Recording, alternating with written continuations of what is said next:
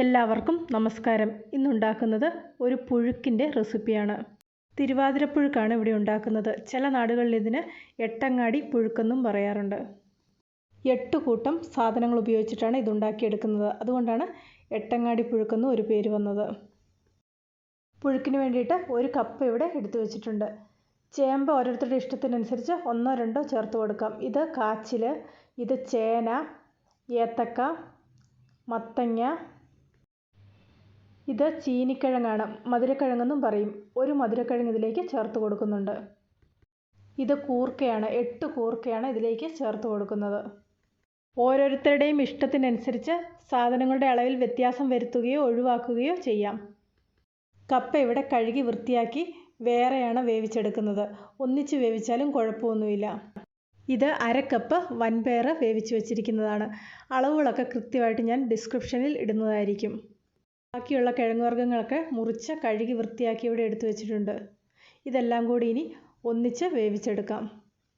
മുറിച്ചെടുത്ത ചേരുവകളെല്ലാം പെട്ടെന്ന് വേകാൻ വേണ്ടിയിട്ട് ഒരു പ്രഷർ കുക്കറിലേക്ക് ഇട്ട് കൊടുക്കാം.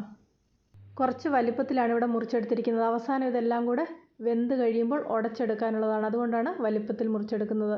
ഇതിലേക്ക് കുറച്ച് ഉപ്പ് ഇട്ട് കൊടുക്കുന്നുണ്ട്. ഇത് കുറച്ച് മഞ്ഞൾപ്പൊടിയാണ്.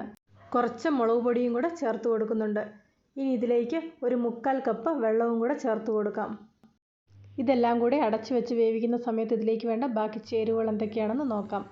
ഇവിടെ ഒരു 1/4 കപ്പ് തേങ്ങ ചിരകിയത്, കുറച്ച് ജീരകം, മഞ്ഞൾപ്പൊടി, ഉപ്പ്, കറിവേപ്പില, പച്ചമുളക്, കുറച്ച് വെളുത്തുള്ളി, ഇത്രയും സാധനങ്ങൾ എടുത്തു വെച്ചിട്ടുണ്ട്.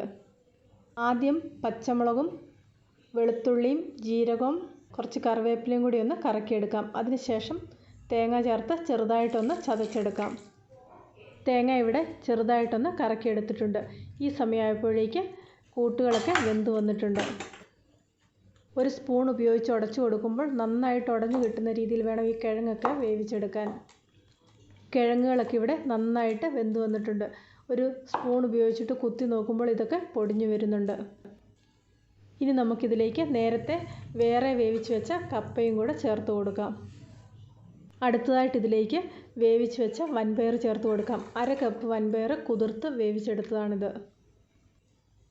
അരച്ചെടുത്ത അരപ്പും കൂടി ഇതിലേക്ക് ചേർത്ത് കൊടുത്തിട്ടുണ്ട്. മിക്സിയിൽ കുറച്ച് വെള്ളം ഒഴിച്ച് അതും കൂടി ഇതിലേക്ക് ചേർത്ത് കൊടുക്കാം. ഞാനിവിടെ ഒരുപാട് ലൂസായിട്ടുള്ള പുഴുക്കല്ല ഉണ്ടാക്കുന്നത്. ചിലർക്ക് നല്ല കുഴഞ്ഞിരിക്കുന്ന പുഴുക്കാണ് ഇഷ്ടം. അങ്ങനെയുള്ളവർക്ക് കുറച്ചും കൂടെ വെള്ളം കൂടുതൽ ചേർത്ത് കൊടുക്കാം. അരപ്പൊക്കെ വെന്ത് വരുന്നതിന് വേണ്ടിയിട്ട് കുറച്ച് സമയത്തേക്ക് അടച്ചു വെച്ചു. ഇപ്പോൾ ഇവിടെ അരപ്പൊക്കെ നന്നായിട്ട് വെന്ത് വന്നിട്ടുണ്ട്. ഇതിനിയൊന്ന് നന്നായിട്ട് ഇളക്കി കൊടുക്കാം.